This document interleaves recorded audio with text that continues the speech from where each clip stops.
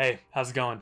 In this video, I'm going to be walking you through exactly how we were able to help an online coaching and education business scale from around 250K all the way up to 25 million by leveraging the power of live events. And in this video specifically, I'm going to be talking about conferences and how we were able to leverage conferences to scale. Now, before I dive in, I definitely want to say that conferences are probably the hardest type of live event to pull off, but they're also one of the most powerful types of event that you can plan for your business, whether it's an online education business, coaching, consulting, software. No matter what it is, a conference can be used to scale, but it's definitely going to take a decent amount of capital, a lot of strategy, and having the proper knowledge of the event space to execute so that rather than losing a bunch of money, you make a bunch of money. It's a complicated world to navigate, but in this course and especially in this video, I'm going to help you understand the strategy that we use to leverage conferences to scale. And also you'll have all the videos later on to actually learn and understand how to throw a conference and how you can do it in the best way possible. All right, you can see right here how we scaled with conferences. So the model that we use for conferences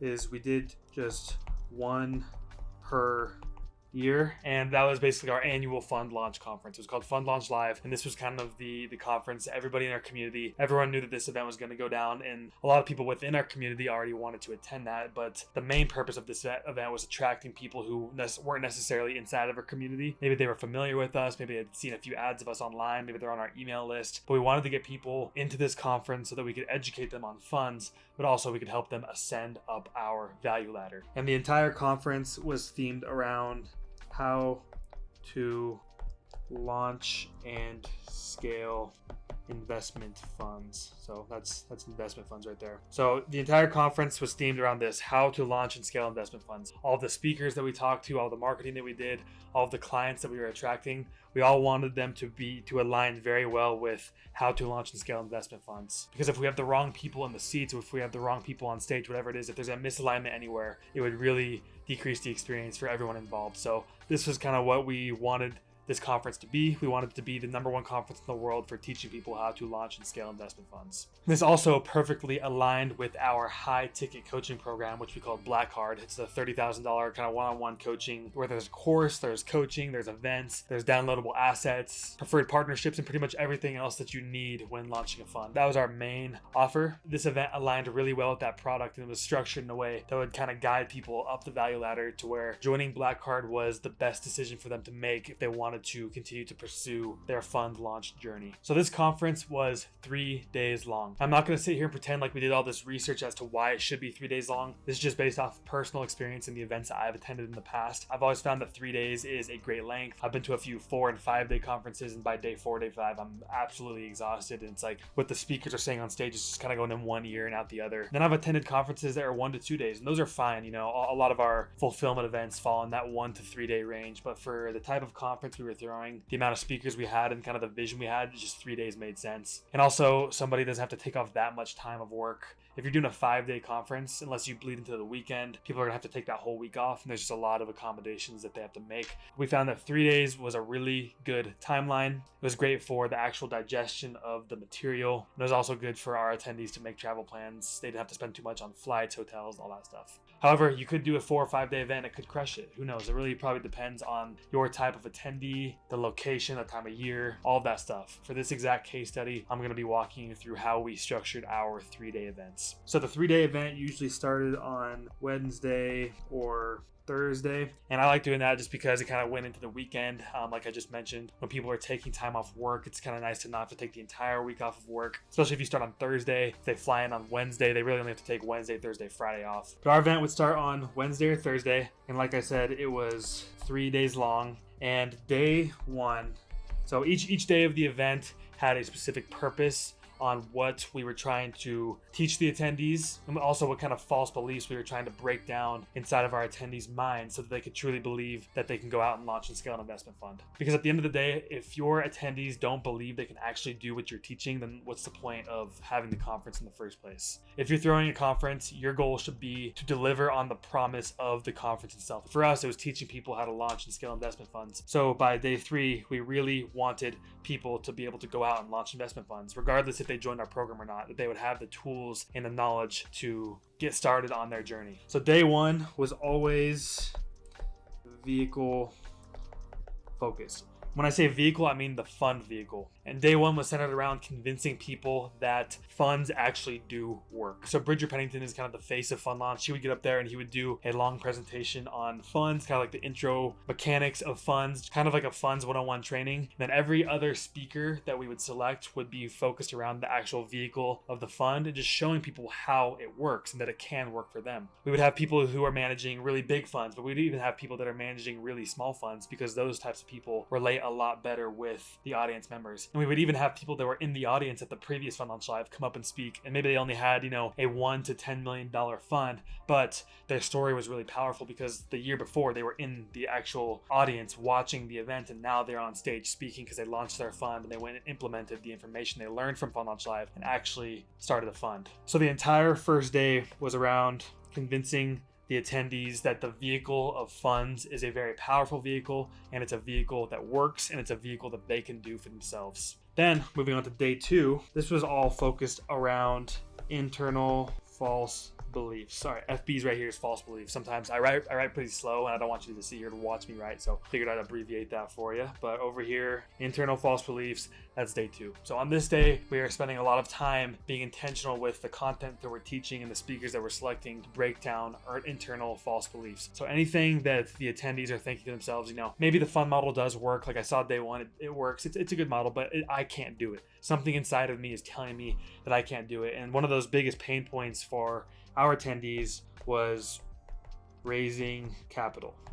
We've heard from a lot of attendees, especially people that have come into our Black Card program and have eventually achieved success. They always talked about how their biggest pain point, their biggest internal false belief was that they just couldn't raise capital. They didn't have it in them. I can't go and I can't convince people to invest into my deal, invest in my fund, just because I'm not that guy or I'm not that girl. I just can't do it. We spent a ton of time on day two breaking down internal false beliefs, mainly around capital raising, so that people could be convinced from day one that the fund vehicle does work. It's something that they can do for themselves. And then on day two, they know that the fund vehicle works, and now they know that they can also go out and raise capital. And a lot of ways that we break down these internal false beliefs is we just have speakers get on stage that teach educational, actionable content. We also want to have some stories in there that the attendees and the audience members can do it. So similar to day one, on day two, we would have a lot of people that are already inside of our community or people that were in the audience the year before come and have them speak on stage and tell them like, hey, I had these same exact internal false beliefs as you did last year, and now look at me. I just launched a fund, I raised capital, I did it because I applied this information that I learned at this conference and the information that I learned from Black Card, which is what I'm going to touch on in a little bit.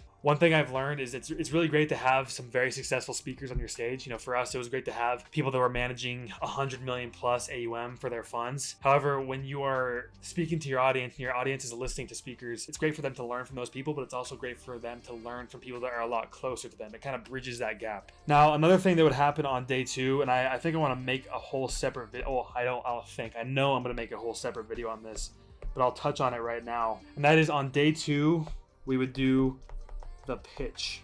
The pitch is a pitch. It's the opportunity for the attendees to join the program, the product, the service that's being sold at the event. And for us, like I mentioned, it was a $30,000 coaching program called Black Card. The entire event was structured around teaching people how to launch and scale investment funds, but also guiding the attendee through what we called the fund launch formula. That was our anchor framework that we were teaching throughout the event, guiding people through that framework up until the point of joining Black Card, where it only made sense for them to join Black Card because that is the easiest way for them to implement all the knowledge that they had just learned. Instead of going out and doing it on their own, they can do it inside of Black Card with coaches, with a network, with a community, with preferred partners. It was just a no-brainer. Now, one thing I want to mention here is whether you are selling a product, service, coaching program, consulting, whatever it is, it's extremely important that what you are selling actually does solve the problem of the attendees and the people that you're pitching it to. We have so much conviction in the product of Black Card, and we know that it helps people, which is why, it was almost like it was a moral obligation to share Black Card with everybody at this event, because everyone at the event wanted to launch and scale investment funds, and we had a product that would help them get closer to that goal. So it's important with whatever industry you're in, whatever product you're selling, that you have that same conviction and that you know that what you are selling them is actually going to help them. Because I've heard of lots of mastermind programs. I've even joined a few where they have all these promises and they have this whole event around it, but when you join the program, it doesn't actually solve the problems that you need. It doesn't really get you anywhere. That's a very disappointing feeling from a consumer, but also from an ethical point of view. You want to fulfill on the promises you're making.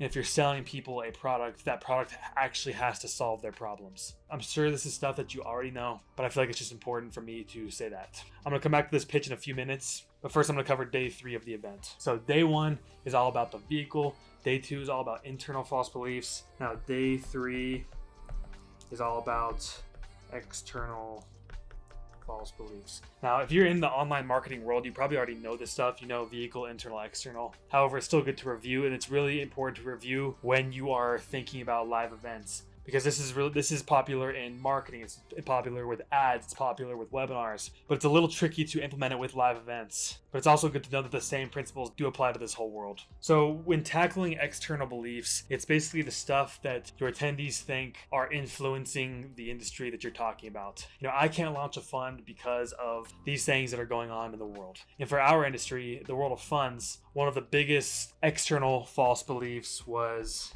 economics. We're going to pretend that says economics. One of the biggest external false beliefs was economics. You know, the economy is so volatile. You know, there's pandemics going on. The stock market is growing. It's crashing. Crypto. There's rumors of a World War III. People actually don't want to start funds because of how crazy the economy is. So what we would do on day 3 is we would have people come in, people that were macro economists or people that specialize in a specific type of economics. We'd have them come in and talk about the economy and how that even though it's kind of crazy right now, you can still launch a fund and how it actually might be to your benefit to launch a fund in this moment right now. On day 3, we would also have some motivational speakers come in just because that also breaks down some external false beliefs and it sends them away feeling really good on this high after 3 days of consuming a bunch of content, networking, and all that stuff that goes on in events. And then also on day 3, we would do a re-pitch.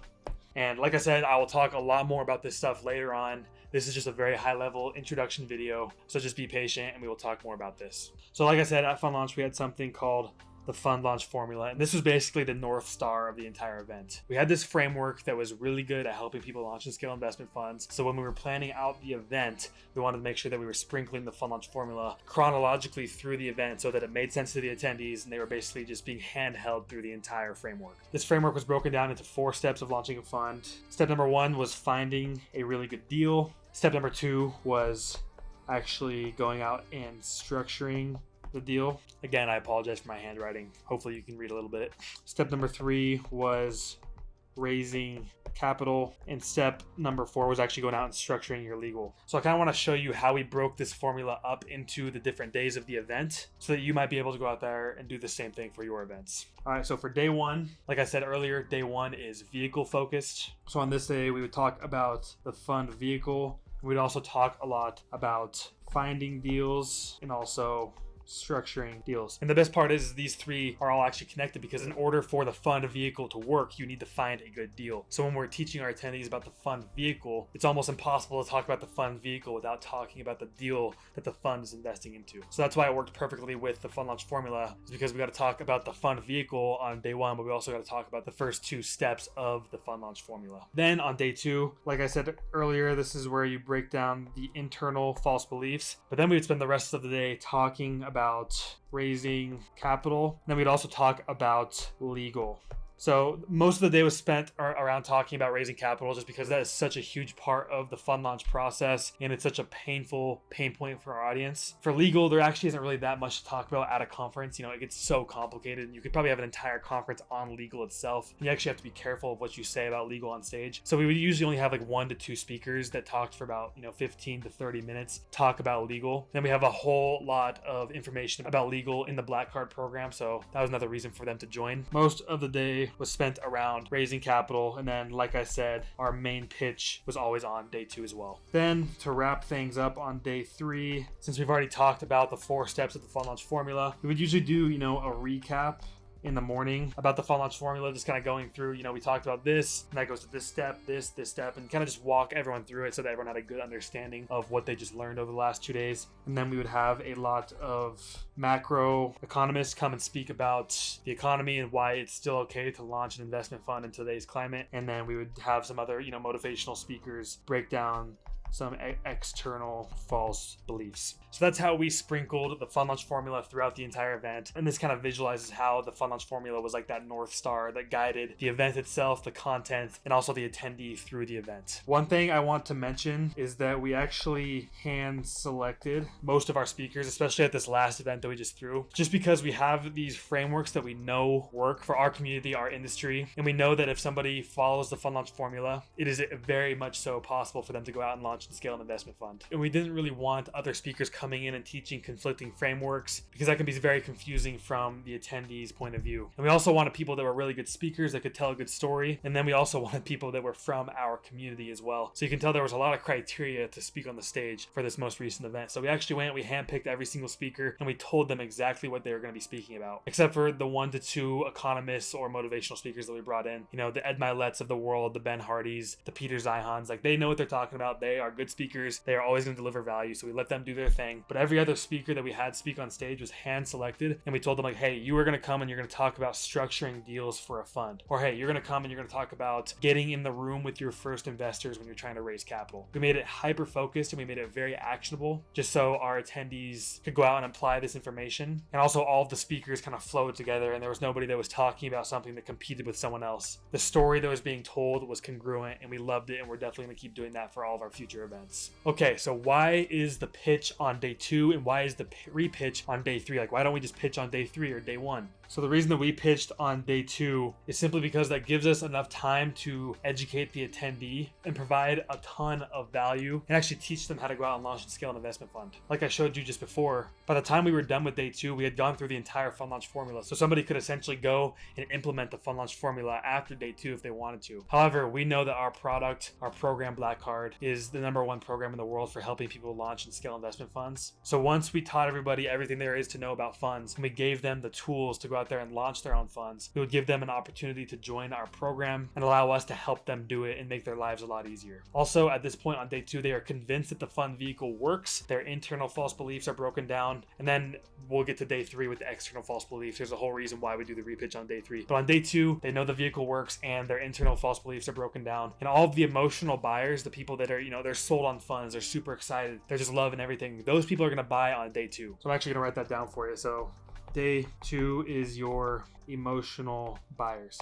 Day 2, the people that are emotional, the ones that are just so sold on you, your content, your community, your product, your service, the vehicle, everything. They're just so sold on it. They're so wrapped up in the moment. Those are going to be the ones that buy on day 2. Those are going to be the people that run to the back of the room, go storm the tables, go fill out the order form, and they're the first in line to go get the pictures with all the coaches on stage or however you structure your event. That's going to be the day 2. On day 3, that's going to be all of your logical buyers. The people that kind of need to think about it, they need to go look at the order form again. They need to go do a pros and cons list. They might need to go talk to a sales rep. They definitely want to get their external false beliefs broken down as well. Those are all the people that are going to buy on day 3. So that's why we kind of do that day 2, day 3 pitch. We know that we're missing out on a lot of people that are logical buyers. So if we only did 1 pitch, we would miss out on everybody. So we essentially give 2 chances to join product, and 1 is catered towards those emotional buyers and 1 is catered towards those logical buyers. And it's definitely not the same pitch. The day 2 pitch is, a 60 to 90 minute pitch. It's an entire presentation. There's just so much psychology and so much storytelling and so much execution that goes into it. But the day 3 pitch is simply just, hey, here's a recap of what we talked about. If you want to join, come join. If you want to talk to a sales rep, go talk to them. Whatever it is, here you go. You have 30 minutes to join. It's very simple. It's usually about 10 to 15 minutes. And like I said, that's where you can grab all of your logical buyers. And in terms of the breakdown of how many people join on each day, it's kind of changed at all of our events. Sometimes we have 80% of people join on day 2 and only 20% join on day 3. But one year we actually had about 45 to 50% of people join our program on day 2, and then another 50% joined on day 3, just because we had a lot of logical buyers in our audience. So just make sure you are aware of the different buyer types when you are at your event and you're delivering your pitches. Just know that there's people that need different needs to be satisfied. Some people are emotional and they're going to buy on day 2, but some people are very analytical and have a lot of stuff to think about, and they're probably going to be the ones that buy during your logical pitch.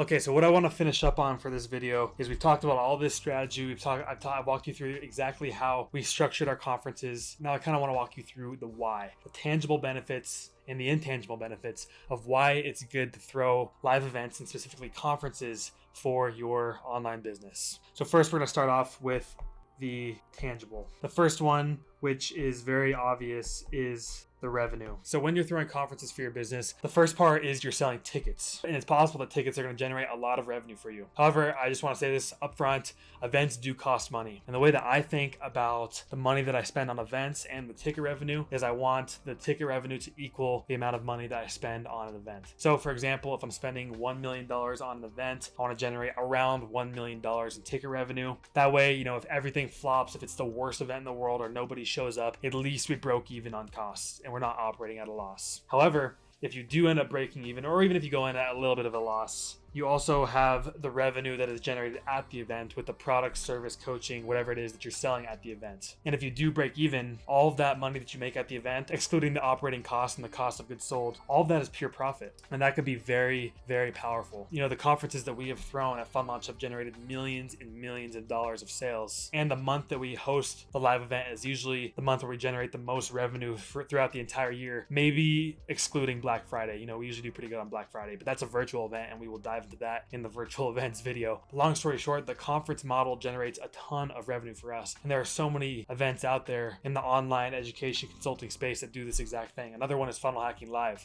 Funnel Hacking Live wouldn't be going on its 10th year if it didn't generate a ton of business value for ClickFunnels. The next tangible benefit that I want to talk about is the marketing content. So in today's day and age, you hear Alex Hormozy talk about it all the time, but content is king. And the amount of content that you generate from a live event is insane, and it is so priceless. Ever since we started throwing live events, most of our ads, marketing campaigns, pictures we post online, the testimonials, everything comes from our events just because they look so good. And you've heard me say it before, but events really legitimize your brand. And if somebody is shopping different competitors, they see you, they see a few other people that offer, maybe similar services, and the other two are just purely online. They don't have any events, but then they see your business and you throw live events and they're in person. And they can see that there's hundreds of people that attend these events, and you have all these speakers that associate with your brand. And you have all of this content that you filmed at the events that you can use. It's just such a great and valuable tool for marketing, let alone what you can do with that content that actually comes from the event. One thing that a lot of people do is they will film their entire event and then they'll sell that for a course later down the road. And that's another way to increase business value and help you achieve scale. So the revenue and the marketing content alone from events, in my opinion, makes it very worth it. And those are some of the main reasons why we throw events for our business. And the last thing I want to touch on is actually the intangible benefits of throwing events. So you can't measure it in dollar signs, you can't measure it in business value, but it's still very much there. It's still very much a reason why we have thrown so many events for Fun Launch. The first intangible benefit is it really elevates your brand. Throwing live events elevates your brand. Like I said, when people see your brand, they see that you throw live events and you have this community that's alive and actually comes and flies out to these different locations to learn from you. And it's all just so attractive from a consumer's point of view. And most of the best online communities, programs, services, and just brands in general are all throwing live events, and it really does make you play in a whole other ballgame. The next one is your network. So when you throw live events, of course, you get to meet a lot of really cool people. You get to meet all the speakers that you have speak on your stage, and you get to meet all the attendees, all the people that come and fly out to learn about the topic or whatever it is you're talking about. And you've heard the age-old corny quote, it's not about what you know, it's about who you know. Your network is your net worth, whatever it is. There is definitely some validity to this, and having a really strong network and being well connected is definitely a valuable asset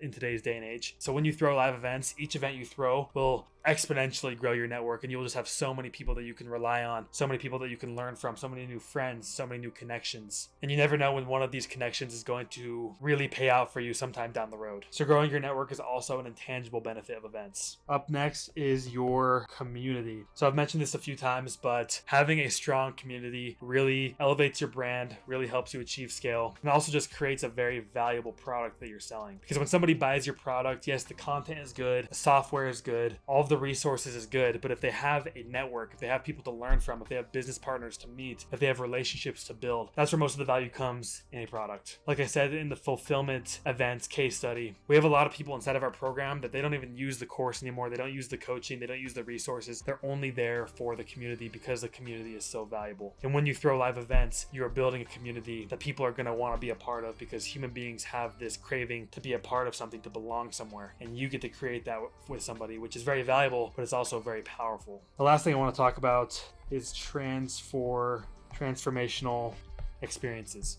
So when you are throwing live events. This is something that I really care about. Like, it's really cool to make a lot of money. It's really cool to elevate your brand. That's all great. But if you actually look at an event for what it is, you're creating an experience that somebody gets to come and, basically change their lives. And you are creating an environment for people to reflect, for people to learn. You're creating an environment for insights. You're creating a place for people to meet lifelong friends. You're creating a space for people to make relationships and to build relationships that might last a lifetime. And you're curating an environment where somebody can have a transformational experience, something that people call an event horizon, where there's a clear before and a clear after of this one experience that somebody has. And that's very powerful. I've thrown a lot of events in my career, and still whenever I see somebody getting emotional about a speaker, or I see a group of people really connecting, or I watch a testimonial video where someone says that their lives were changed because of an event that we planned, it really makes me emotional, and it makes me really love what I do. And when you throw live events, you're in a very unique position where you get to curate these experiences for people that could potentially change their lives. And you could also cause them to go out there and throw events for themselves and spread the knowledge and spread the information that you taught, which can also create transformational experiences in other people's lives. And the ripple effect really is just so amazing and so powerful. So that's all I'll say. That's coming from the experienced designer inside of me. But having the opportunity to create transformational experience for somebody is very valuable. All right, I know that was a lot. I have probably another few pages of notes that I want to go into in this video, but I'm definitely going to make some other videos down the road just because this one is getting pretty long at this point. So make sure you keep an eye out for that. But that is basically how we were able to help an online coaching business get from about 250K all the way up to 25 million using live events and specifically conferences. Thanks for watching, and I'll see you in the next video.